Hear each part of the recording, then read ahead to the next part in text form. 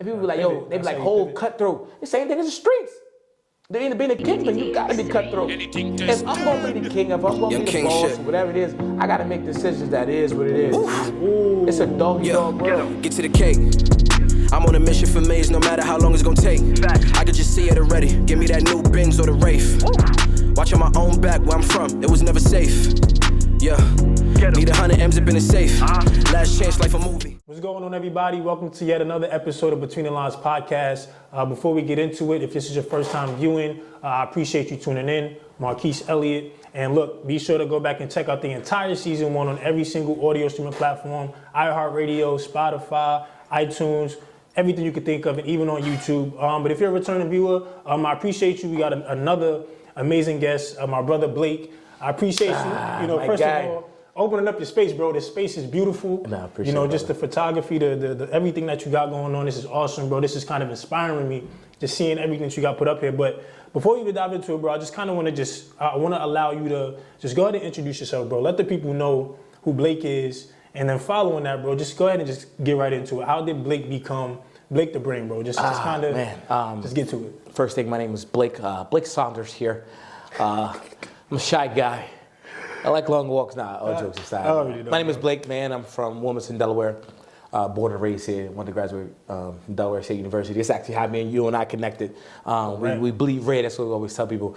I mean, just a little bit about me. I mean, really quickly, I'm a type of person where I just love life, for real. And kind of like what I'm doing now is just embracing people. I got this thing called Failure is Dope. We get people to look at failure differently and to embrace it. Because, I know we're going to dive into it a little bit. But a lot of those failures that I have come across have come from me having my own business, doing video production and photography. Doing that. Also, my energy producer. That's right, an energy producer. Energy producer. We don't do no host. We produce energy.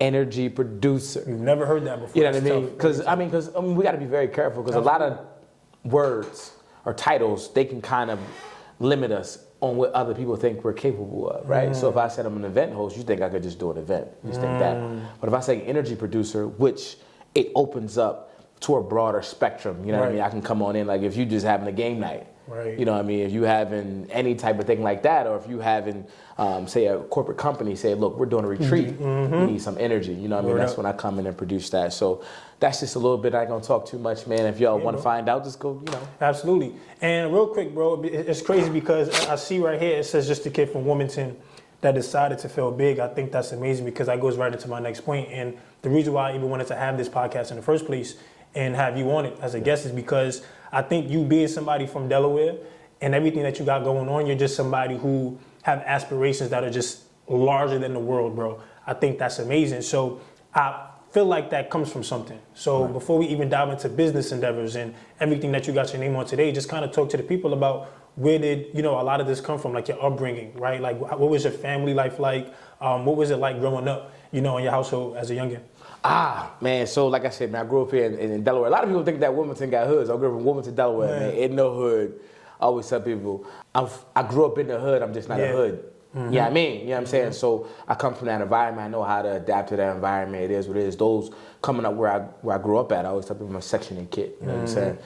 We go from Section 8 to great.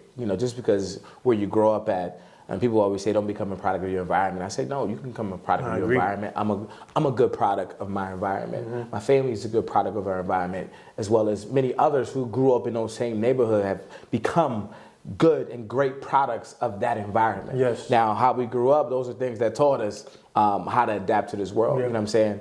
I always tell people, if you grow up in certain situations, I just say from the hood, right? If you grow up struggling or underprivileged or whatever the situation might be, if you could ever get to that level, that same point of where somebody who grew up privileged, you're actually winning. You know what I'm saying? They used to have like this analogy, it was on YouTube. This guy told, all the people, if you grew up with both parents or if you're white or whatever, they get kind of like a head start. It was racing. I don't know if you ever seen it. I don't think I have. But then most of the black kids were still at the starting line. Everybody else had a head start, right? Just to show the privilege. And then he said, go. Once that kid who grew up in the hood, who grew up underprivileged, got to that same level of where those people who had a head start with, this game is over. Because they had to go through so much just to get to that point. So when certain struggles hit them, certain adversities hit them, they like, already been, that's nothing That's to nothing me. to me. Word. I Got go through you. that shit. To that Word. person who didn't grow up like that, when adversity hits, they don't know how to handle it. We see it all the time, you know what I mean, coming from HBCUs, and then you see somebody who went to, say, you know, PWI, who didn't go through the same situations. When we get to certain situations with them, we're like, this ain't nothing. We grew up like this. Very tough. It's game time. And that's kind of like how I grew up, you know what I'm saying, in the city of Wilmington. I grew up, always say, true story, I'm not a killer, but I know them. You know what I'm saying? I know those people, you know what I mean, who grew up to become killers and street, you know, hustlers and all that stuff. But we have a certain type of relationship and respect for each other. You know what I'm saying? And saying, you know, I don't look down on them, they don't look down on me, etc. It's a respect type of thing. You know what I'm saying? So, you know, I mean, I'm cool with the killer. I'm just not a killer. Nah, respectfully, bro, and I think I can relate to that a lot. You know, although I'm from Brooklyn, New York, and Brooklyn. My fault. Brooklyn. Nah, that's all good, bro. Brooklyn, stand up. That's wavy. But another thing that I've noticed, you know, as you're just talking about you growing up, and it's crazy because I'm one of the people who always feel like when people say that, you know, they're a product of their environment, I kind of don't like that because my philosophy is, and I'm wrong with it, but my philosophy was I just feel like you're a product of the decisions that you choose to make because at the end of the day, you know, I'm from Brooklyn too, and I've been around the hood, but just like you, in comparison, I grew up to be, you know, inspiring other people. You know, I'm a positive role model for a lot of people. So that was because of the decisions that I chose. Exactly. So for you, you know, for people that's just listening and watching, like, how did you kind of pivot or how did you kind of matriculate through those things? Because a lot of people like to use that as a roadblock, right? I'm from here. You just decided to use it in a positive way.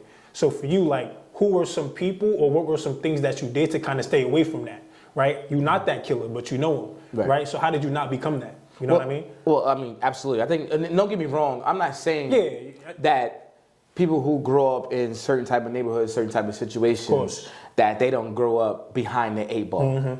What you do, you know what I mean, which a lot of people do. I always say, even though I'm a Section 8 kid, I still grow up blessed. Absolutely. Real talk, for real. And we didn't have a lot growing up, but we still had a lot. I know some people who grew up in some crazy homes. You know what I'm saying? I mean, like crazy type homes. And they found a way out of it. Some people didn't. You know what I'm saying? And you empathize with those people. And certain things that you learn as a kid, you know, when you're a baby, seeing certain things, right, it's not their fault, right? Absolutely. You know what I'm saying? We do get a certain time where we can make decisions, but a lot of stuff is engraved in us. And I go for me, and not to get too deep. I always, like, even though I grew up in that environment, I never wanted to sell drugs. I would never wanted to be a bad kid. I'm not saying I didn't do certain things, you know what I'm saying? But I never felt that in me to do. Like, I never drank, I never smoked. Growing up in that environment, and I grew up with a family where, you know, like aunts and uncles and all that stuff, it was the weed was everywhere, the alcohol was everywhere, the drugs was there. So many people in my family were affected by that. I never wanted to do it. Wow. You know what I'm saying? And that was just something that was in me. And then as I got older, true story, man, I remember asking myself one time, it was one night, I was just sitting there laying down, right? And I asked myself, I said, why, like, God, why did you make me this way? Wow. Right? But it was a question to myself, and I had to think about it. Why didn't I never want to smoke, drink? Why didn't I never want to do those certain type of things where people would get caught up in, right? And that's just, I'd be like, yo, obviously you one of the chosen ones. Wow. Like, that's put in you. Wow. And that's something that we can get into too, where I battle with my own self-sabotage getting in my way. You know what I'm saying? I always say everybody gets in their way at some point in time. We can definitely dive into that. We can get deep. Sure, but growing up in there, I never wanted to be a quote-unquote, not saying those people were bad, but I never wanted to get into those situations. Absolutely. So I grew up I was an athlete. But you know, basketball, football? Basketball, football, all of it. You just the Boys and Girls Club saved me. Brown's Boys and Girls Club saved me. Right, all jokes aside. So I was going there since I was 5 years old. We would go play basketball, and we had mentors there that would work with us, who seen, you know what I mean? I always say, you know, you see certain kids, you be like, that kid's going to be something. They seen something in me that I didn't even know. You know what I'm saying? So they poured into me. You know what I mean? It was a guy named Ghost who taught me about sports, about basketball. Dame Daniels. I have all these mentors that just poured into me. And they just helped me get to a certain level to now where I get to an ability once I start going to high school and college where I'm able to make better decisions based upon what was poured into me. And not everybody is blessed with that. Absolutely. But a lot of people in our neighborhoods do give back to young black boys and young black women. Yeah, I think we have a lot in common, bro, because I think a lot of that is kind of, I can relate to that, especially being back home.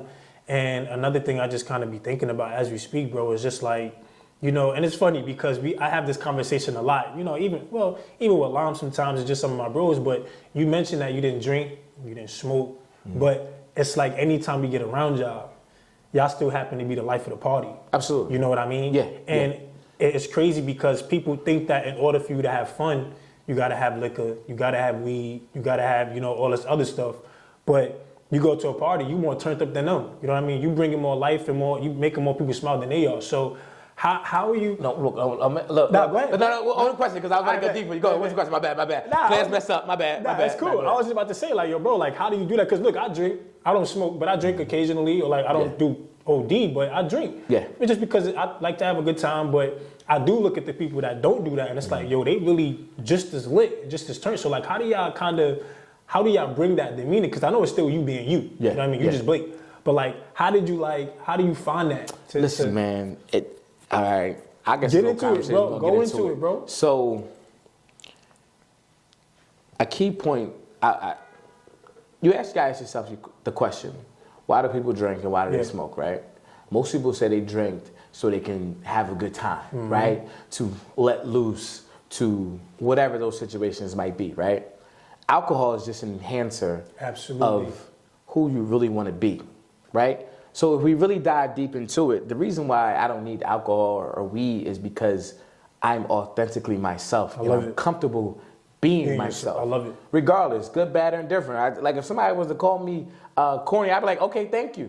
Or whatever you want to call me, right? Because I'm not afraid to be myself. And if myself wants to have fun, I'm going to go have fun. I don't need the push. Got you. From alcohol. Got you. I'm going to push myself, right? And I'm not judging. Like, I don't judge nobody who smokes, drinks, none of that stuff, okay? Sure. First of all, shout out to the ladies. If you hear a little drink and I look a little cute to y'all, thank you. Hey, man, hey, boo. I'm probably getting a little drink, but long got a nice day, though. Okay. You know, judgment free. You know what I'm saying? Go do whatever it is that you need to do.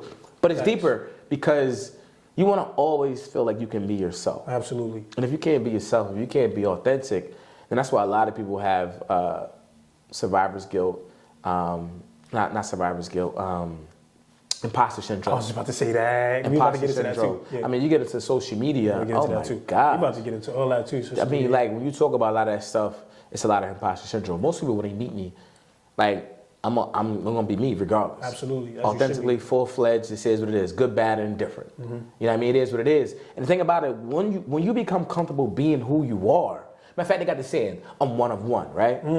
Everybody is one of one. If you be yourself. Be yourself. Gotcha. Completely. Everybody's one-on-one. We still might have similar interests, but people who don't feel like they're one-on-one, it's because you're trying to be something that you're not. What's the whole saying? You'll fail at trying to be everyone else but yourself. Word. Which, I mean, go be yourself. It is what it is. Word, God made you the way you are. I'm not saying don't enhance yourself. I'm not saying don't make yourself better. Absolutely, but make yourself better, if that makes any sense. I love that, bro. You know what I'm saying? And look, as we talk about this too, I don't want y'all to don't think that we're saying, we don't judge. We're not saying don't drink. We're not saying don't smoke. Absolutely not. This is your preference. This is just me wanting to figure out, because at the end of the day, bro, I feel like there's so many people, like you said, that just struggle with just like really figuring out like who they are. So what they do is they turn to those things to obviously just go ahead and enhance. But that subtracts, God's gift and what made them, special. So the next thing I want to talk about for you is I kind of want to dive in a little bit more to like, your purpose and your calling, which is to kind of, inspire people and to help the world. I think that's really what you're doing right now, bro. But before that, you got college and all these things. So real quick, just kind of talk to us about when you dove into just like the creative space, right? Photography, videography, right? Writing and all of these things. Like when did that become the passion for you? Because you're a kid from Wilmington that was around, negative things, although you had, good family and things like that, you decided to kind of make a way for yourself. So like, where did that passion, commence, right? Like, when did you say, you know what, this is what, I'm about to really tap into, and this is how I'm going to use my voice to go ahead and help everybody else? Absolutely. I mean, always, true story, ever since I was younger, I always felt like I was here to help people. Like, I was like, I'm going to help people in some big way. Always, since I was younger. I always felt that way, like definitely like high school. Didn't know what it was. I didn't know what it was going to be. But I'm going to connect all of it. So going back to when I was in third grade, the first time I seen Stuart Scott, who was my first. Love Stuart Scott, bro. Rest in peace, Stuart Scott. But he was the first person I seen and I wanted to be a sports anchor. I knew what I wanted to do. It was in third grade. I knew exactly what I wanted to do. And he brought like that swag in the hood. He brought the culture. to sports media. He was the first person to do it. If you look at sports media now, everybody's using slang and all that stuff. Yeah. Stuart Scott was the first person to do it. And when I seen that, I said, I want to do that. I want to do what that guy did. And then it transfer over to high school. It was a guy named Jamar and Chuck. That was a freshman in high school, and they was hosting a pep rally at our school. It was those lit. Pep rallies, bro. Them pep rallies. It was lit. But they was hosting, right? It was on a mic. I said, I can't wait till I do that. It was just something in me, right? I felt it, right? I was like, I want to do that. Right? By the time my senior year come, they didn't do it no more. They did a prep rally, but they didn't have a host. They didn't want to do it. I was mad, right? So then keep going. Now I go to Dell State for broadcast journalism. I know what I want to do, blah, blah, blah, blah. Now, technology. My fault. I'm going to cut you off. What year did you go to Dell State? Come on, yo. Too many questions. Yo. Oh, my bad, bro. Yo, come on, man. Yo, you trying to age me. Nah. I got you. All jokes aside. I graduated in 2005. Got you. So I won my first year was in 2001, right? So you got to get that in context as well. So I went to school for broadcast journalism, and I got into my own video production company based in college. I started this show called DSU Room Raiders, which is a class. DSU Room Raiders? Go to YouTube, type DSU. You ain't never seen DSU Room Raiders? Nah, I'm gonna check it out for sure. Listen. I'm gonna check it out for sure. That changed the trajectory of my life. Wow. Reason this being because what happened was, and it was very serendipitous, accident on purpose, right? My football coach, I was playing football at Dell State. I said, yo, let me use the camera. It was my guy, Mendez. Let me use the camera. So it was me, D-Rue, Young Buck, and I was cool with everybody on campus. I was cool with even the women RAs. So what it was is one weekend, I was like, let me use the camera. And we went inside the dorms, inside the females' dorm. We was going through all their stuff, like on camera, like, oh, what's this? Oh, we got me. Like, back at the time, look, I know, nowadays you see all types of stuff on Instagram, they exposed and all this stuff. But just to pull up a girl's panty, her panty drawer. That's crazy. Was bananas. That's crazy. Right? And YouTube wasn't it. Yeah. Right? It wasn't none of that stuff. Facebook had just started popping. So it was really So it was, when you put this out there and you'd be like, oh, this is crazy. Like you seeing Shorty, who was killing. Everything is wild. Look, everything is exposed, right? We have fun with it though. But I fell in love with just the editing process, right? That's what happened. I learned how to edit. Instead of being in front of the camera, I learned how to edit. So I was putting together my own show. That's actually where I came with the name Front Street Video Production. Shout out to Janae, I call her VP. Because one day was in a cab. I was like, yo, we're going to call it. She's like, we putting everybody on Front Street with this show. I said, that's what the business is going to be called. Front Street Video Production. Wow. And that's how that came about. So, we was doing the editing, learned how to edit. And then when it was time to graduate, I graduated, but I had another year of football. I came back for football, did that whole little thing. But after that, man, I remember going home and I just taught myself how to edit. I made my own highlight tape, which got me to play arena football, and I was set in my mama's living room. That's why this album is up on my wall, Kanye West The Graduation, because I would listen to that every morning. Good morning. I would do story. I was sleeping on my mama's living room on an air mattress, and I would just wake up, brush my teeth, boom, boom, boom, and I would go to the dining room table where I had my old Mac, which I still got downstairs, which is the best investment I ever made. Wow. At the time, from a refund check, it was my last refund check I ever got in college. Bought that computer. I would teach myself how to edit. I sent it off to this guy at a news station. Long story short, he gave me a job.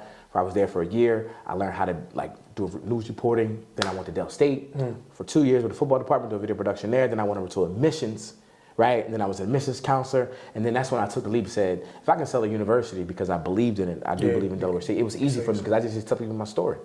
So I said, if I can sell a university, by this time stuff was just brewing up in me like, you're big, go. I just took a leap of faith, said, I'm out. That's where we're going to go. You know what I'm saying?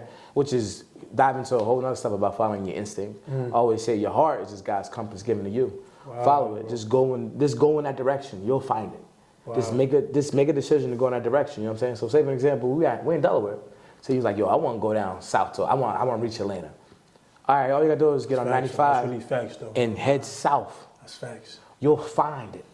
Wow. You just got to know that you're going in the right direction. You know if you're going in the direction when you feel it. It says south. All right, I know Atlanta is in the south. Same thing with our purpose, right? Yeah. Just get on the purpose highway. That's what I was called. Yeah, you might have some detours, but along the way, you're going to see signs that let you know you're going in the right direction. Yeah, bro. Same thing with life, your purpose, all that stuff. I always say now I'm getting to the point, one of my goals for 2023, my number one goal was to follow your intuition, act on it. Go with it. Once you feel something, just do it. Fuck it. Go with it. Like, go with it. Like, you feel it. What happens is We start thinking about the world, society, all this stuff, yes. and it stops you, Yes. and it paralyzes you. Yes. Now you don't know what to think. Yes. Should I go? Should I not go? And it's like, no, instinct. It's like, say for an example, a song comes on. Your first, like say you're in a room, a packed room, song comes on, you just want to dance. Like, your first instinct is you want to dance. But then before you do it, you think about all these people here, they looking at me. Yeah. But your first instinct wanted to dance.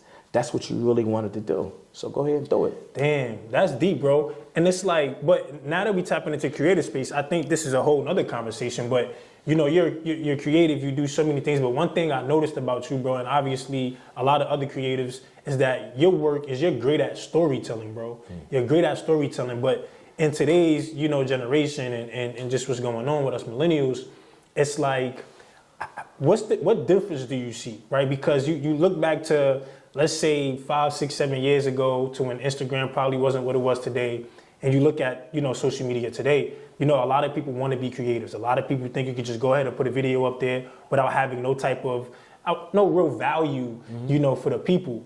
Like, how can somebody like truly storytell? Like, how can somebody really be, you know, a great, you know, great at their craft? You know what I mean? Because when I look at you, bro, and your work, bro, you tell great stories. It's not just you hosting because you love it.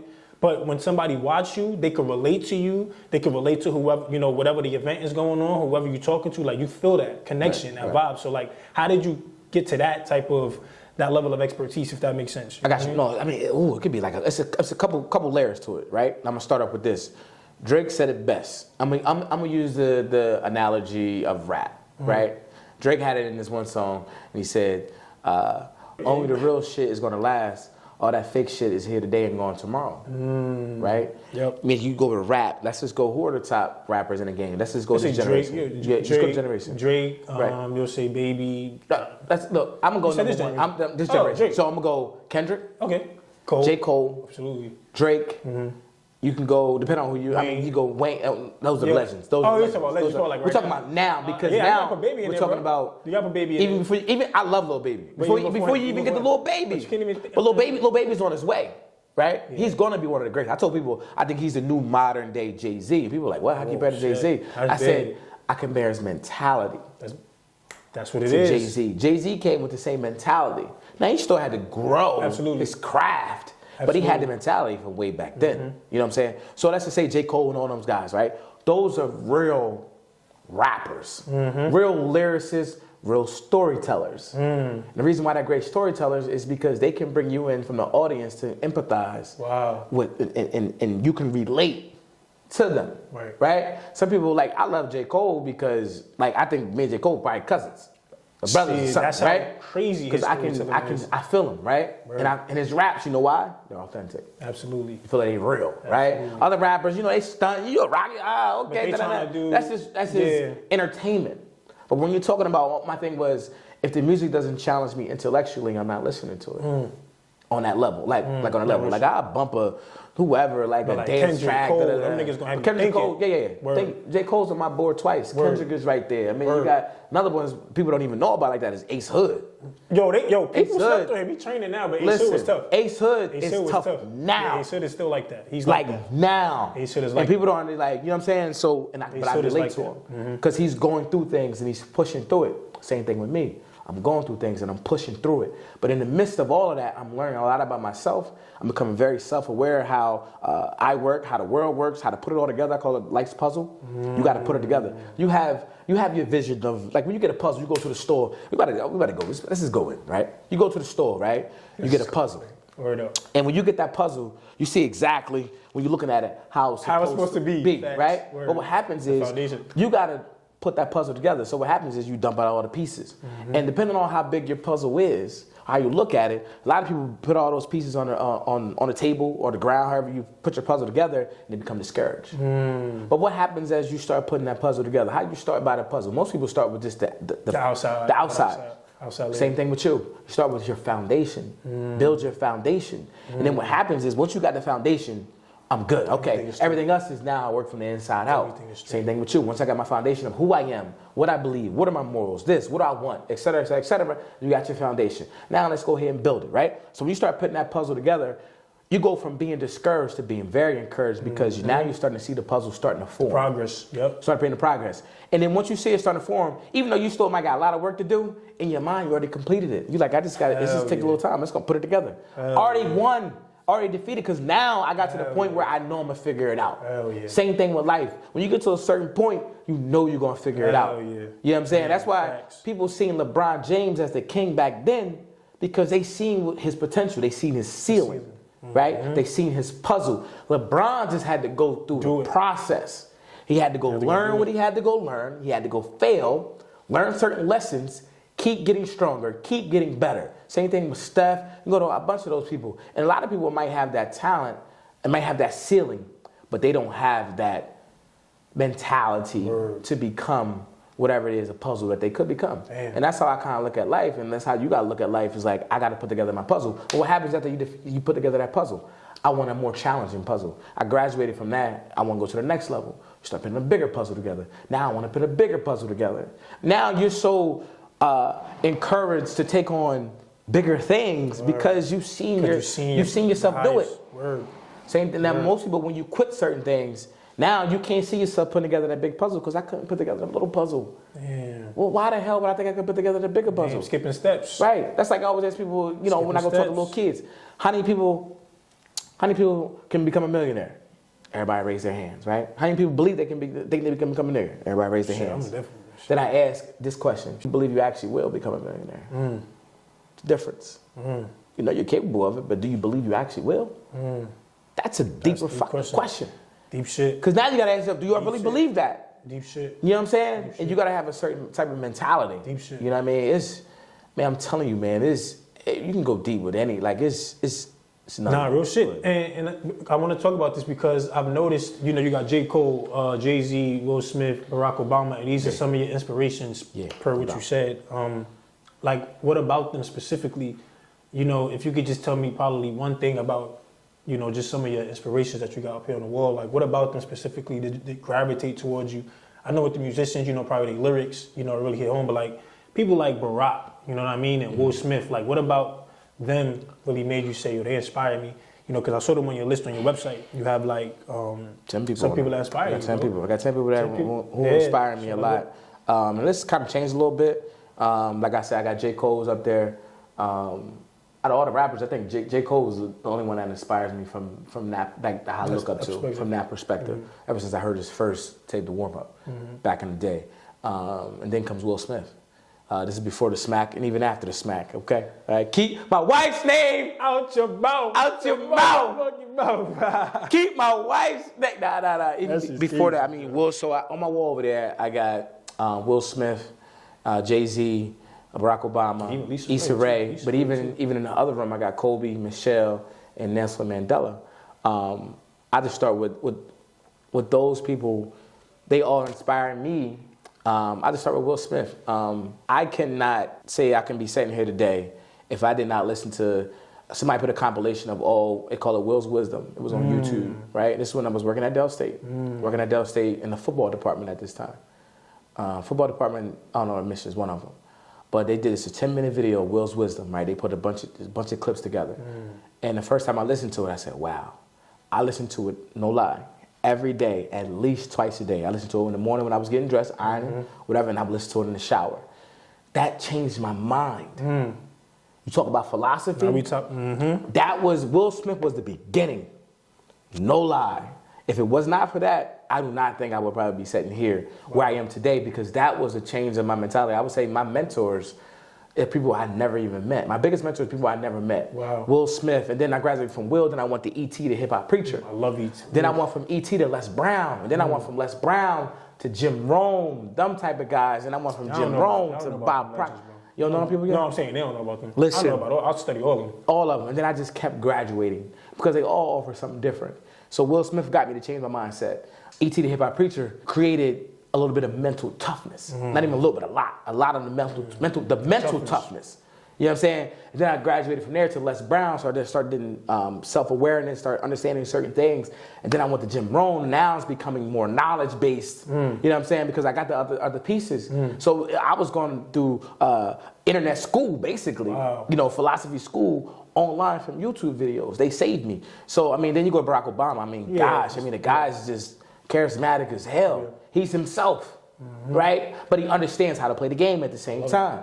I understand it's politics. Okay, I learned how to play it, but I'm still gonna be myself. I love it. Right? And I mean, come on, this man became you know how much scrutiny he faced on a daily basis, being the first black president. Everybody's coming after you. Word. Now, how many people can really handle that pressure? Come on. That's crazy. I mean, Issa is she's just phenomenal, man. Dope. I love her. She's dope. And Hov is Hov. Hov is Hov, right? Hov You is don't gotta Hov. say too much. And look, you know what's crazy is that the people that we're talking about right now are people that aren't even necessarily in your space, specifically, right? So that's kind of another thing I want you to, kind of talk about is like.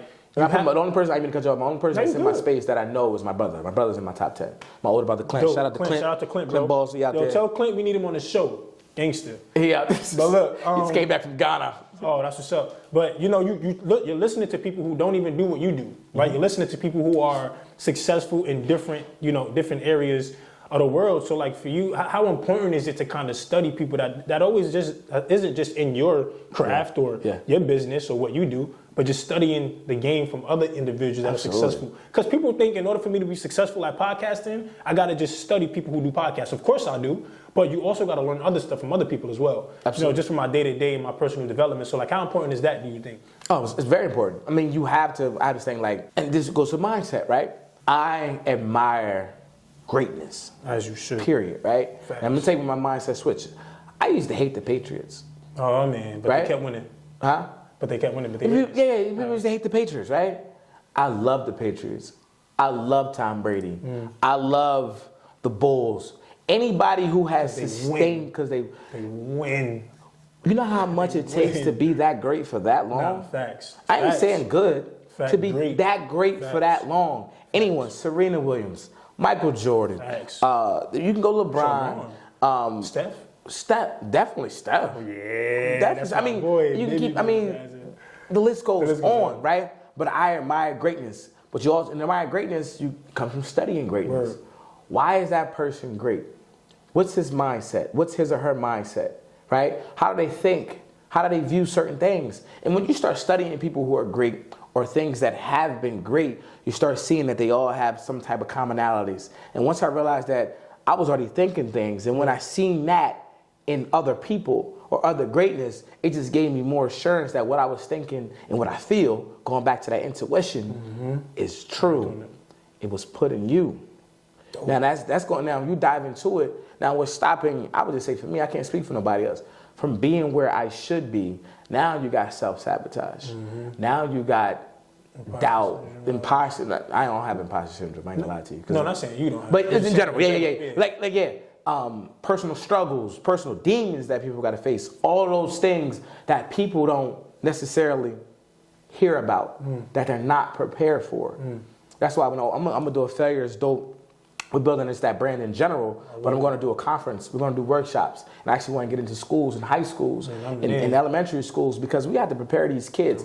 The suicide rate is so high. Absolutely. Right? And a lot of stuff, a lot of times people become depressed or have those suicidal thoughts or even go the extra mile and actually commit suicide is because of certain things they might feel like they're a failure or they're failing or how come this, that, and third. When I'm going to tell them, it's like, no, you're fine. Actually use that. Those are just building blocks. Those are just lessons. Like all of that stuff, failure is just information. And the person who understands that, and when you look at failure differently, you actually want to fail. I would say fail fast. That's how you learn faster. You see what I'm saying? It's like fail fast. That's how I learn fast. That's how I grow fast. And the people who understand and who are not afraid to do that, those people become phenomenal. You know what I'm saying? It's because, no, I actually want to embrace it. So say for example, just take these lights. Go back to Edison. They failed 1,000 times. People looked at his failure. He said, no, I learned 1,000 ways on how to not make it. Wow. Which taught me how to make it. Wow. One thing you can understand about failure, all you got to do is get it right once. That's all you got to do. You just got to be able to withstand those struggles that come along the way. That's going to mess with you mentally. But if you become mentally tough, going back to E.T., realizing how you grew up. Wow. Nigga, you blessed. Wow. Like, you ain't never gonna see me complain about nothing. Nobody, anybody has ever known me, ask them, have you ever heard me complain? It's good to be that way, man. I don't do that. I'm a positive person. I'm not complaining about nothing. As you should be, but look, it's so hard for people to do that, bro. And my thing is just always trying to encourage and inspire people to really, it's just really about the way you think. So for you, it's like, look, you don't complain about shit, right? Because we understand who we are. We know what it is that we try to do, and we have the perspective of, look, because I develop myself, I know that I'm gonna, learn faster. But my thing is just like with everything going on, especially for people that are younger than you and even myself, the generation today, you know what's crazy, bro? They're on social, like you look at kids, for an example, right? Kids they're taking advantage of social media more than people my age. Why? Because they don't have no care in the world. They don't care about what people think. They just know they're gonna get up, make a TikTok video, post it, go viral because they don't care about the opinions. But then you have people that's my age that care about the lighting, that care about the angles, that care about everything that's going on. So it's like, for creatives, how do you personally just kind of like, you know what I'm saying? Like stay with the trend, bro. It's like you don't seem bothered about shit, you know what I'm saying? But I know that's hard as a creative because you got people, thousands of people that's watching you, sometimes for motivation because you motivate on your platform, right? But it's days where you might say, look, you may be in bed, you might be tired. It might be a day where you don't feel like posting, but there's that one person that love your content, but you in post. You know what I'm saying? So like, how do you find it in you to stay persistent? Because not even consistent, because consistent is just you doing something over, but when you're persistent, you're getting through things. You know what I'm saying? So for you, like, how do you just kind of like, just do it every day? Smile. Oh, man, smile, I wish I was doing it every day. Smile. Smile every day. But I'm saying like, show up. You know what I mean? You're showing up. You know what I'm saying? What? Like, how do you find that grit? No, absolutely. Well, first thing, I'm gonna go back to the one thing about kids get them and posting because they don't care. Now, they kids really do care, but I think they care more. Like it's this time, it's era where you want to go viral. Right. I want to go viral. Right. They care about being. Of course, viral. they care about I want to go viral. But they would do it faster than we would though. Absolutely. Because we got so much going on. It's gotta be right. You know what I'm saying? Absolutely. For sure though. Good point. But going back to how I get up and smile every day, that goes back to my one point, yo. There's no you. Yo, like, I'm blessed from the simple things. To be able to, first and foremost, have a sane mental, that's number one, right? Healthy, number two, or you can flip-flop those either way, right? Yep. Healthy, number one, sane mental, good mental, number two, all my limbs, all my senses. If you got that, it's really nothing to complain about. And you get the next day, you're killing the game because you just got opportunity. You just got to go do the work, right? So I know I'm blessed just from that. Now, that doesn't mean that I don't have some sad days. And my sad days or down days come from my personal mistakes, right? The world is not going to get me down outside of, losing loved ones, something like that, health, and like you know what I mean? Like keeping it funky. Like I told you, like, yo, you good? Nigga, I had a boot in the car. Oh, yeah. Because I wasn't paying the ticket, right? And some people were like, man, the city is blah, blah, blah. I'm not going to pay it. It ain't the city fault. Absolutely. That's me. I should have paid the ticket. First thing he said is my fault. That's my fault. I should have parked there. I said I was supposed to get up and go to the gym. But if I'd have got up in the gym, I wouldn't have got that ticket. I ain't blaming nobody for my faults. I love it. That's me. I love it. Because I didn't get up and do what I was supposed to do. Right? Well, because we don't do what we're supposed to do, now I want to blame everybody else. Now I want to complain about everything, et cetera, et cetera, et cetera. And forget all that. What actually, gets and moves me and really pushes me like now is because now I'm starting to see people are dying. People are dropping easy, right? And I'm at a certain age where it's affecting me even more and more. I mean, people start to die younger and younger. Who says that this ceiling can't collapse on me, not you? Yeah, of course. On me, right now, and I'm gone. Right? So when you start thinking about that, it's like, yo, I gotta go hard. And I'm keeping it real, I have even touched nowhere close to where my potential is, right? Going out there, being fearless, putting out content like this is it. And I put out, people say, yo, we love the content you've been, like we love this vulnerability and authenticity. I'm like, I ain't even put it, I ain't even go there yet. And then mixing it in with the creativity, right? So now it's like, and I said to myself, yo, we're just gonna go. Because now I'm thinking to my perspective, what the fuck else I got to lose? Because now I feel like my time is like, yo, damn, bro. You gotta go. You know what I'm saying? Like certain times I feel nervous driving through the hood. Not because of nobody looking out for me, but just being in the wrong place at the wrong time.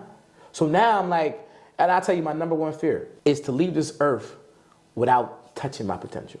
That is my number one fear. Somebody definitely asked me that the other day. Wow. hands down, because I know what's in me. And people say, yo, why you being hard on yourself? I said, I'll be hard on myself, but I'm never putting down myself. I ain't never gonna put down myself. I'm gonna be hard on myself because I know what I'm capable of, and I know what I should be doing, and I'm not doing it. You see what I'm saying? I was about to say, it's the self accountability, bro. I love that. That's what a lot of people don't have. And to kind of just pivot, just a little bit, just to more so into just a random question. What do you enjoy more, like being like seen, or like being in the front, or like being behind the scenes? Like, what do you enjoy more as a creative? Because you host, you do a lot of things, you edit, you take pics. Like, what do you enjoy doing? Believe it or not, I know my personality is big, right? Yeah. I'm not a person who I want to be the center of attention. No, I don't. Honestly, I'm cool when I do it. Like, I'm not care about that. Now, God has gifted me with the ability, and like my purpose is to do certain things which push me at the center, right? Me being an energy producer or hosting, that's my God-given gift and talent, right? So I don't have no problem chilling. Like, say for an example, if I go host an event and it's a DJ that I didn't meet before, or whatever, and we're hosting, like they brought me in to host to bring the energy, but if I feel like the DJ feels like it's his show, I have no problem backing up. I don't have no ego when it comes to that. All right, cool, look, hey, I got no problem. I don't need to be the center. It's like, I'm cool. Yeah. I'm here for like a job. Like, I want my job to be good. I want my energy to be good. So when I show up, I want to bring the energy. As you should. I want to bring what has been brought to me. Like, say for example, like now, when I go, like we was at my friend's game night, right? I was like, I'm on my business. It was their game night, right? Cool, y'all do the games, everything, but the energy was dry. It was trash. You know what I'm saying? You had to tee it up. And I'm like, I try to chill. This, yeah, it's all good. I tell him, man. I tell him, he knows. I was like, all right, I got to get on. Right. I got to go do this. I'm like, we can play this game, do this, that, and third, boom, boom, just to get the energy right. Like, that is a gift. Wow. And I don't have nothing when we want to be the center of attention. No, I was like, this situation needs my energy, which I have been blessed to be gifted with. Wow. And that's how you got to look at certain things. I wasn't thinking about me. I don't care. Wow. It's like people, like when it comes to, would you rather be famous or would you rather be rich? Certain people would rather be famous. No, give me the money. Yeah, I don't need none of that. Like I said, people they do certain things for social media, so people come to them like get a bunch of followers, but you don't know how to monetize. Wow. I know people who got 2,000 followers, but they banking. And then you got people that got a lot of 200,000 followers who ain't banking. Who I think they banking, but you ain't banking, because the person who has it smartly is not. I don't want to show you I got money. Why? Word. Why am I stuck? I don't want to bring that attention to me, especially if I come from the hood. Word. For what? Word. That's crazy, because Waka Flocka was just talking. He was just talking about that. I seen that. Just talking about that. I seen that. Like, why do I want to stunt? Wow. And some people feel like, yeah, I gotta do that. And that goes back to personal, how you really feel about yourself, security, facts, insecurities, facts. all that ego stuff. Shit, bro. Word. You know what I'm saying? Like I realize, I'm telling you, when the faster you realize that a lot of that shit don't matter, and a lot of people's opinion don't matter, yo, you're gonna be like, what? You're gonna take off. I don't need that. What is it giving me? Wow. I'm good. It's like even when it comes to dating, right? Like it's from a man's perspective. I'm sorry, ladies. From a man perspective, we can switch it over to women. But from a man's perspective, when I realized that all I gotta do is be me, doesn't matter what I have on. And I approach a woman, I don't want her to like me for what I have on, or blah, or attract to my looks. So that's gonna fade. Vice versa, it's gonna fade. It is. Wow. Damn. Oh, damn. That's deep. That's a little gem right there. Not even for my looks, because it's gonna fade. It definitely will. It's gonna fade. That's a gem, bro. Damn, it's absolutely gonna fade. You know what I'm saying? Like, say when we look at women, right? That's deep. She bad. That's deep. You know what I'm saying? Matter of fact, I learned this back in high school. The guy Ghost I was telling you about. He said, show me, he used some graphic word. He said, show me a beautiful woman, and I'll show you a man who's tired of being with her, or having sex with her. And as a young, you be like, let me get, what? She bad. Nah, because that stuff you become like guys we like to chase, right? It's like once you get what you wanted, it's like, you're like, what else you still have for you if that's only what I wanted? But how many times we see a woman, we're like, yo, I love her drive. I love her personality. I love, like, she's a go-getter. She got spunk. She got this. It ain't got nothing to do with her looks. Nothing to do with her looks, bro. Nothing to do with her looks. You know, most women attracted to that shit. You know, most women like that, strong 8s. I love Kanye West. You ain't a dime girl, but you're a strong 8. Give me the 8 with all of that. Damn. Cause I ain't no dime nigga. I'm an 8 nigga. Damn. But I got all the other things, right? And I got room to improve. There's other guys out there who probably look better than me. Probably got way more swag, dressed in this, got more money. but they ain't me. They ain't you. Word up. You feel what I'm saying? Like, I can bring certain things that they can't, that they're insecure about. I can go talk to a woman with no haircut, woofing, all that stuff. Man, I did it, pulled it plenty of times. Damn. Looking, quote unquote, bummy. Busted, bummy. Busted. But I'm confident in myself. Like, I don't care. Where's we going? As you should be. You know what I'm saying? The same thing with life. You want to be confident when you, quote unquote, are at your not so good looking. I don't want to say your worst looking, right? It's going to transfer over with life. Yeah. I feel comfortable approaching businesses, a situation, wherever the situation might be, because I'm comfortable from where I came from or what I have right now. Man. You know what I'm saying? What was your biggest, like, I ain't gonna lie, bro, you spitting a lot of, you know, gems. It's crazy because you probably spitting like I got big lips, my friend. Nah, you spitting fire, bro. Like, the value that you're giving right now is immense. And for you, like, what was your biggest, I wouldn't say biggest failure, but nah, you can say whatever what was like your biggest failure, but how did you learn from it? And how did you use that as your motivation to say, fuck that shit, like, right, let's go do it? Well, I'm gonna say two things. Number one, my biggest failure has been my own self-sabotage, which is something that I'm still fighting through. And I think that's gonna be something that people fight through daily. Daily. You're always gonna have. I mean, like I said, all you gotta do is get it right one time. Absolutely. Right? Yep. Once you get over the hump of the self-sabotage and understand why you're self-sabotaging, right? I got a friend of mine, Kese, I ain't gonna say who it is. She has a self-sabotage with relationships. And we was amongst all of her friends, and they was like, tell us about such and such. What do you think about her? I said, great person, blah, blah, blah. I said, but when she has self-sabotage relationship, they all be like, yeah. She was like, yeah, I do. Now ask herself the question. She's a beautiful woman. She wants love, but she self-sabotages the relationship. Wow. Why does she do that? Right? Wow. She has to ask herself the question. Most people don't ask herself the question. You got to get to the root of it. Right? Why do I do this? Why does she self-sabotage herself? It came from a situation where she probably was hurt. She never wants to feel that way again. So she's like, I'd rather go ahead and get out of the situation, hurt the situation myself before I let them hurt the situation or hurt myself. I don't want to feel that pain again, right? And why do we self-sabotage ourselves? A lot of times it becomes a habit. It became so habit-forming that you want to change it, but it's like, It just becomes so habitual. It becomes so habitual. Now, that goes into a whole other conversation where I read something the other day about why most people can't change. It's certain processes you repeat. You'll get, it's four steps, but you'll get up to step 3 and go back to step 1 because you don't do step 4. And step 4 is you commit 100% to the change. Now, committing requires uncomfortability. It requires, no matter what it is, it requires uncomfortability. It requires you to face your demons, to face your mirror, wherever the situation might be. Like, say for example, we talk, like I said, self-sabotage, right? So I talk about failure is dope. People say to me all the time, like, why can't you just get that right, whatever it is situation? And I laugh because I understand that they don't get it. Wow, bro. I might struggle with, let's just say parallel parking. I might struggle with parallel parking. You might be great at that, right? And I'm like, yo, why are you struggling with that? Why can't you get that right? It's so simple, right? And I'm like, I just can't get it right. But you might struggle with driving at night. To me, it's easy.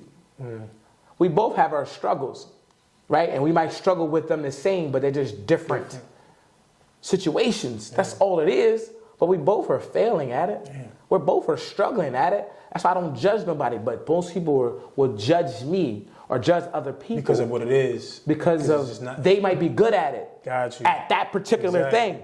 I got people who talk about me all the time, and I'm like, yo, you struggle with your own self or relationships or with men. That's why you're never gonna. That's why you stay like that. You're never gonna get married. You're never gonna find nobody that's of value to who you are. Wow. You see what I'm saying? So it's like a lot of women. Like, I just dated this one girl a long time ago who had a certain type of attitudes, right?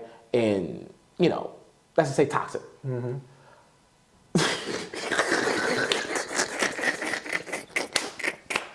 What are you gonna call him out? I'm gonna leave this in here too. No, yeah, you gotta leave it there. Like certain women, like, People just over here. Yo! My boy. Yeah, you on camera snoring. We got you on camera snoring. I think you're tired. You tired putting in work. I told myself, like, well, certain women who are toxic, right? The only thing you're gonna get is a toxic man. Because a man who's not toxic, who is a good man, why would he put up with a toxic woman when he can go get a woman who's not toxic, who's great? I tell people, you're gonna get or you're gonna date who you are. Maybe a step level below it or a step level above it. Yeah. You know what I'm saying? When you see people who are couples, most of the time they kind of very similar. In class.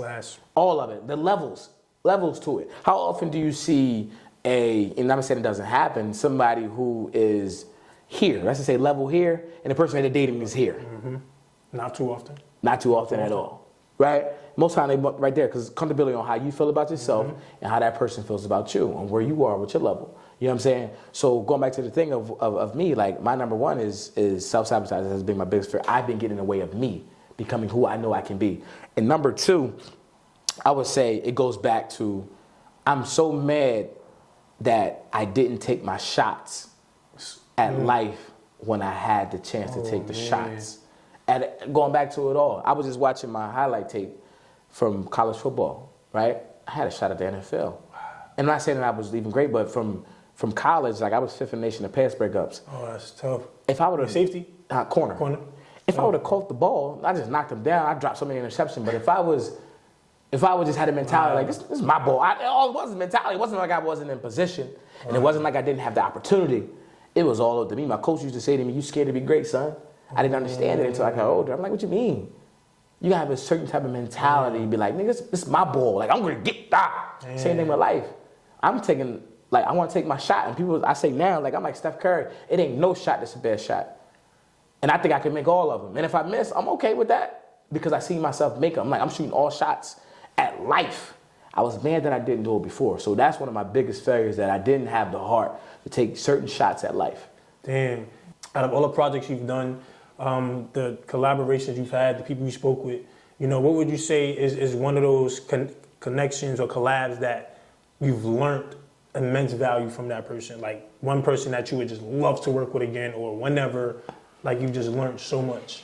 If you could think back to like everything that you've done up until this point. Whether it had been hosting, whether it was a company that invited you, whether it was a person that you took pictures of, like what's one memory you could always remember, or just something that's just always gonna stick out? Probably been so many because you've been doing this for so long. I'm trying to think, but maybe I could just say a couple people. My homeboy Katie, Corey Darlington, really, really, really deep, smart guy. He went to Del State, played football with him. In fact, KD was going back to it, KD was my mentor. Okay. Like on the football field. Okay. You know what I'm saying? He was looking back at it, he was a natural leader. You know what I'm saying? Athletically, he was all right. Sorry, KD. Damn. Yeah, he was all right. He was all right. But he was a natural leader. And I'm a natural leader, and he was like my mentor. He was actually the person who put me on to J. Cole. And I remember we went out there, we worked on a couple projects together. We worked on, when Katrina happened, it was 5 years out of Katrina we worked. But I understood, like, and he's putting stuff together, like trying to get like certain things out there in Hollywood, out there in LA, he's living in LA. Yeah. I learned so much from it, just from like, that it's levels to it, but just like certain things when it comes to mentality, looking at things differently. And I would say I learned a lot, definitely from my brother. I mean, I've been around my brother for years, of course, all my life. Shout out Clint, man. We need him on the show. I learned a lot from him. Always tell people my brother's he's a cool asshole. Cool asshole. He's a cool asshole. You know what I'm saying? He gonna a lot of stuff some stuff I might not agree with him, right? Of course. And he said some things to me that even if I didn't agree with it, I had to ask myself the question, what am I doing to give him the right to feel like he can say certain things? And certain things I always say, I ain't mad what you said. I suppose I get mad with how you said it. You know what I'm saying? But that goes back to me. I'm always gonna go to self first. Always ask myself, when people say things about you, even if they're a hater, you ask yourself, is there truth to it? Or what am I doing to give them the reason to think that? To even think that they can right. Word. You know what I'm saying? Like, what am I doing? And I just learned a lot from my brother, good and bad. In certain situations, he probably protected me. I didn't even know it. Word. And I probably thought he was being an asshole, but he was just probably protecting me. You know what I'm saying? That goes back to different dynamics of, that's just learn how to communicate certain things, us in the black culture.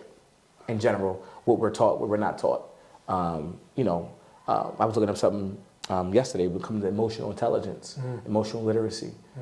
How can you, when certain situations happen, how you react lets me know, or should let you know, how much emotional intelligence you have. So say, for example, something happens and people who are like quick temper, you don't have that emotional intelligence like that. To be able to say, okay, what's happening? Can you remain calm? And this is why I don't react, I respond. There's a difference. Respond. Absolutely. What do you do when these things happen? And I always sort of train my mind, like say for an example, I'm not going on wood. Like you see on World Star, people getting robbed, people getting stuck up, all situations, car accidents, this and the third. I'm always mentally training myself. If these things were to happen, how am I going to like react, respond to it? You got to train yourself now. So when a situation happens, it's almost kind of second nature. Second thing, you don't freeze. As they say, fight or flight.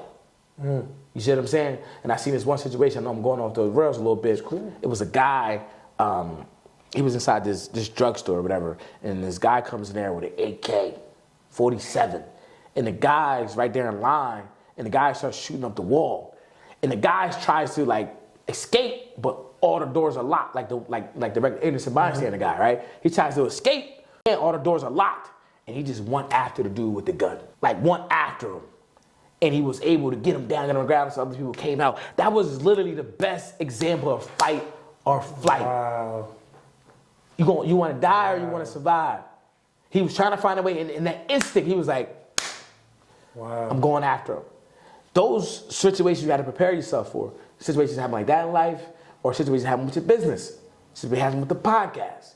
I got to prepare myself. How am I going to react if something was to go down? Ooh, I got to be split decision. I got to be able to react. You know what I'm saying? Damn. So damn, bro. I ain't gonna lie. You giving nothing but gems. I could definitely be. You giving me so much I'm thinking about right now. Because as you're talking, bro, I'm just thinking about myself. Like I'm just thinking about things that I do on a day-to-day basis. You know, just a little bit toward the end of the interview, bro, in the conversation. Because the last thing I want to ask you is, like, how do you, and you look at social media today, I kind of want to, pivot back that way a little bit real quick. You look at social media today and it just, again, for you, like, how do you stay with the trend though, right? Because as a creative, you always got to get better and better and better, or just kind of stay with what's relevant, right?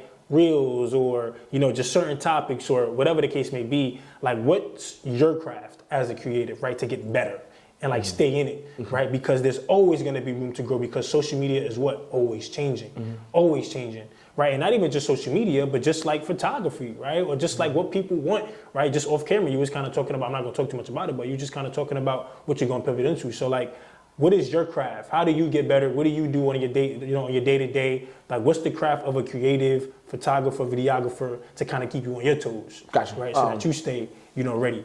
True. Two things real quick. We was talking about like you reacting, right? I always say there's difference between your emotions and your feelings.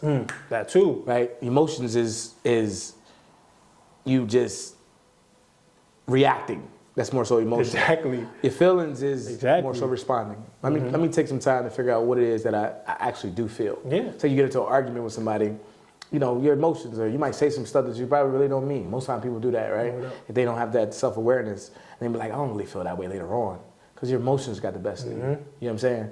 You want to make decisions based on your feelings, but that's neither here nor there. Going back to, I'll be honest, and I don't mean this with no disrespect, but I don't like to follow trends. Now, I think it's a difference between following trends, but using the vehicles. Where are the tools and the vehicles to get my creativity out? Like how do you stay relevant but your way though? You know right.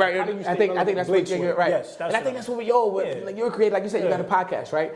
What you want to do is you want to learn just the basic of how to produce a podcast. But your podcast should be authentically unique to who you are and how you want it. That fits you. It's like artists, right? It's like bands, right? Most of the time people don't even know, like they cover songs when you first start out, they cover songs to learn how, they're really learning how songs are made. They're learning rhythm of music. Oh, that works, okay. They use this instrument with that. They're learning, that's why they always do covers. Once they learn how the basics of how to produce songs, now let me produce a song that's authentic to me and who I am. Same thing when it comes to me and my content. Like I was figure's dope is because I have a high emotional intelligence, right? That's what I believe, right? And that's why I'm able to tell stories. That's why when I'm able to put together a video, I need to be able to pull at the other person's emotions. And the way I'm able to pull at their emotions because I have my own emotions. How does it affect me? How I look at certain things, right? By me able to have that emotional intelligence and me going through my struggles, which I know everybody goes through, I'm looking like, what's authentic to me? Okay, if people are putting out content, let me put out content where it's me overcoming my struggles because I know it's helping other people. My favorite quote and I'm taking credit for this because I didn't make this up. I say sometimes we fall in life to help other people get up. Ooh, you see what I'm saying? So it's like I'm telling my story, but I know it's helping other people. But I'm helping other people in real time. You know what I'm saying? And I want to put that out even more. Love it, bro. You see what I'm saying? Like even more, like completely authentic. Like, yo, this is what I'm going through, blah, blah, blah. And I put out some people like, yo, I love that. They DM me all the time. Yo, I appreciate this. So many people were like, yo, I needed this. I'm going through this, blah, blah, blah. And me, like that goes back to myself when I was younger. I knew I was going to help this world in some way, form, or fashion. I know that failure is dope as it. I know it, right? One thing I got to do is get out of my own way. Self-sabotaging my way. Defeat my own personal struggles, own personal demons, whatever they might be. Go into that wall, go defeat it, right? Now I got to be like, jump out there. Fuck it, we doing all full-fledged. I'm saying I'm doubling down on my bet on this. This is it. Put it all on the table. And like J. Cole, one of my favorite artists, he got one of the lyrics that came out in Heaven's EP. He said, long story short is, I'm going to put it all out there, and I could take whatever happens after that, knowing I gave it my best. Whatever happens, let it be. Colder than friend. I'm going to put another one. He got in one lyric, he said, making peace. Oh, yeah. I just saw that shit. You just saw that? I just peeped what it said. Man. It's crazy, my friend. And Colder than friend had this, I love this line too. Making peace with all the, making peace with all that I decide, even if it leads to my demise. You see what I'm saying? Like I made peace with whatever decision I'm making. I made peace with it.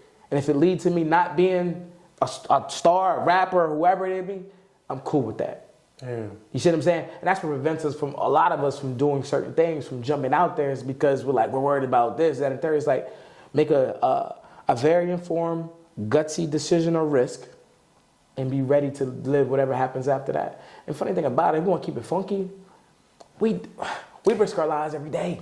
Facts. When we drive. Literally, bro. Right? And if you want to take it to even level, when you doing whatever such and such. Whatever such. Facts, though. You see what I'm saying? They might know exactly what that is. And I'm going to tell you, last thing, because I can talk for days. You good, bro. That's what the If we talk about going back to how you grew up, right? We grew up in the hood. Let me tell you who's probably one of the strongest people in the United States. Is the kid, well, he don't even know it. Is the kid or the person, the young black boy, or even some men, I don't know why you're still hustling, out there on the corner selling drugs, right? And I'm going to tell you why. Because you're literally risking your life and your freedom at the same time. Wow. You got the heart and the courage to be on a corner at 2, 3 where cats come up with the racks and they on you, that and third. Talk about it. You see what I'm saying? Like, you got the heart and the courage to do that. Talk about anything else outside of that is like, it's pretty much easy work. Yeah, facts. Easy But work. that's what I'm saying. That goes back to the mentality. You see, they don't understand that. You see what I'm saying? Hove understood that. He was selling blah, blah, blah, blah, but he had a certain type of mentality. And when the switch flipped, it was lights out. He just took the street mentality and took it to music and the business. Damn. And people be like, yo, they be like, Hove, cutthroat. The same thing as the streets. They ain't being a kingpin, you gotta be cutthroat. Damn. If I'm gonna be the king, if I'm gonna be the boss or whatever it is, I gotta make decisions that is what it is. Ooh. It's a dog-eat-dog world. I tell people all the time, like competition. Like if I'm playing against somebody, and it could be my brother, matter of fact, my boy Chad, best friend. We hooping, we talking trash to each other. Outside of the game, that's my brother. Absolutely. But when we in, I'm talking trash. Mad shit. I'm trying to crush you. Word up. That's like people feel some type of way about Kendrick Control verse. I understood it. No, I'm trying to murder all you niggas. And people who didn't take offense to it understood. J. Cole, they understood it. I know you're not. You talking about like in the rap game, we're competing. Absolutely. For the #1 spot. It's a contact sport. We get it. I don't feel no type of way about that. You want to be the best. Wow. You see what I'm saying? My fault. I'm talking too much. Go ahead. Nah, Cuz. bro. Go ahead, I'm just thinking, bro. And I love it, man, because I think this is what people need to hear. Yeah. So when I'm sitting here kind of saying these things, it's like me, internalizing what you say, because I'm applying this for myself too. You know what I mean? Like, I'm just like the people listening and watching. But, last thing, bro, and this is just... Before you go there, I'm not going to go there. Oh, like I said, for your podcast, right? How do you promote your podcast? In terms of like how I market it? Social media, first and foremost. I think word of mouth. But mainly it's just content, bro. Okay. And word of mouth. So really. You wanted to be very successful, right? Absolutely. You wanted to be the best it could be, right? Now here's this. I always tell people, how bad did you really want it? So if you just use social media and word of mouth, which is good, take it to another level. Say you develop little cards, right? Every time you go out, say you just start talking to somebody random stranger, like, wow, hey, look, I know you don't know me. I'm on it. A podcast. I'm on it. Check it out. you might give it to 20 people. I'm on that. But 5 of them, only 5 might watch. I'm on that. Which those 5 are now going to send it to 5. And they going to send it to 50. And they going to send it to 100. You're willing to do. You know what I'm saying? Say if you got the bread, are you willing to put up a billboard? Word. That guy, somebody there blasting music, driving by, I don't know. That's outside. That's outside? Yeah, that's outside. Oh, fuck it. That's so cool. You got that, right? That person, like I said, he has the heart to, whoever that is, to blast that music. And people watch him going down the street, but they don't have the heart and the courage to do something simple as call his son or daughter and say, I'm sorry.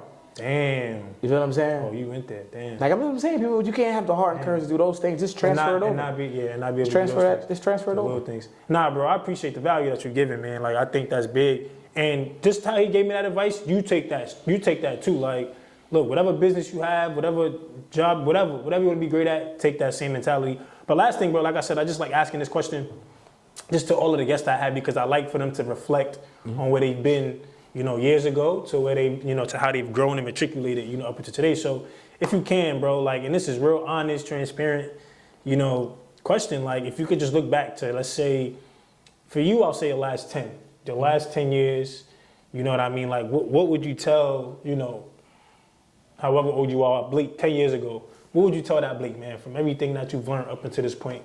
What would you go back and tell young self? First thing I'll say, like I said earlier, is go. Push all your chips on the table, in the middle of the table. Shoot your shot. I didn't really care, but at the time I could say, like, don't be concerned about what anybody's gonna think about you. Don't worry about women.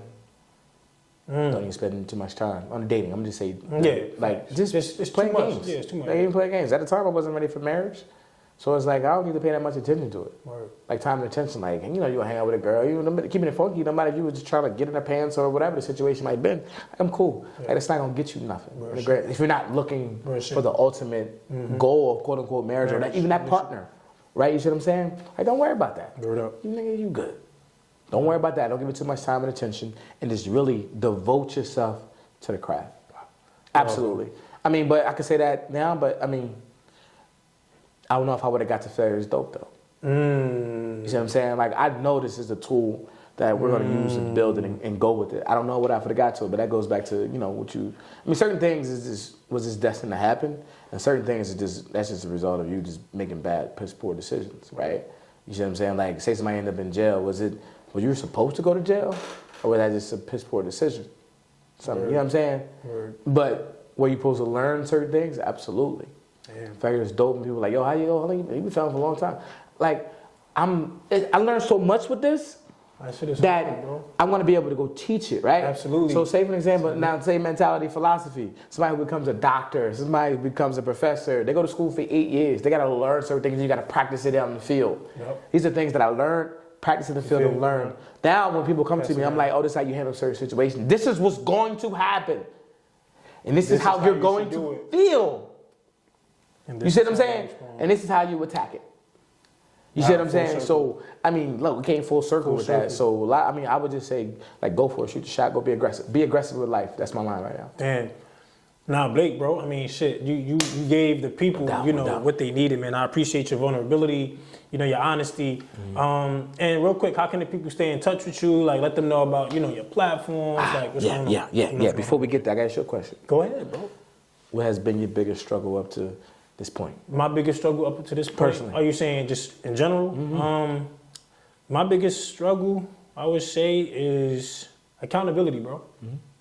I would say accountability, man. I mean, I know when I'm at fault. I know when I do things wrong, but I have a hard time of just like accepting that sometimes.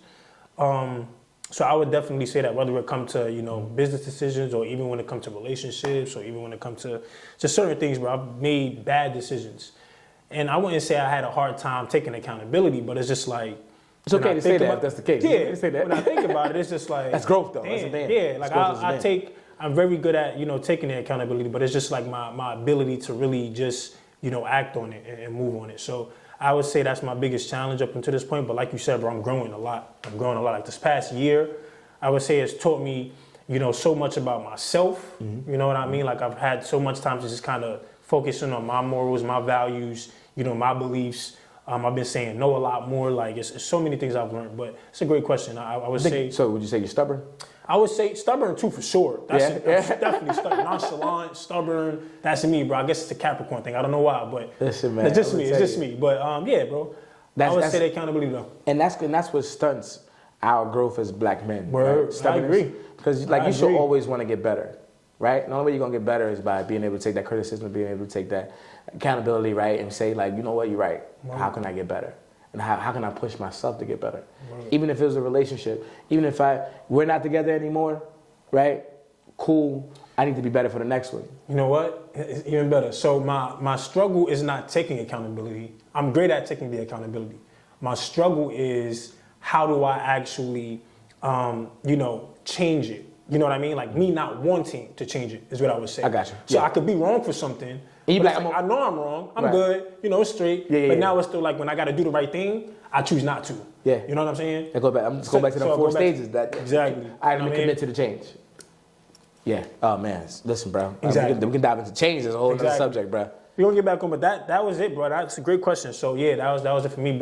And I'll ask y'all, you know what I mean? For those of y'all that watch this episode, I want you to comment what your biggest struggle is, up until this point. But, Blake, bro, I appreciate you. My brother. No doubt. I know you told me to look. Hey, follow me on Instagram at Blake the Brain YouTube, at Blake the Brain YouTube channel. Everything's Blake the Brain, even BlakeTheBrain.com. Go on there, man. Show love. I appreciate you guys. It is what it is. Yo, love y'all, man. If you enjoyed the episode, like, comment, subscribe. Send this out to 5, 6, 7, 8, 9, 1,000 people. I'll see y'all soon, man. Blake, appreciate you, man.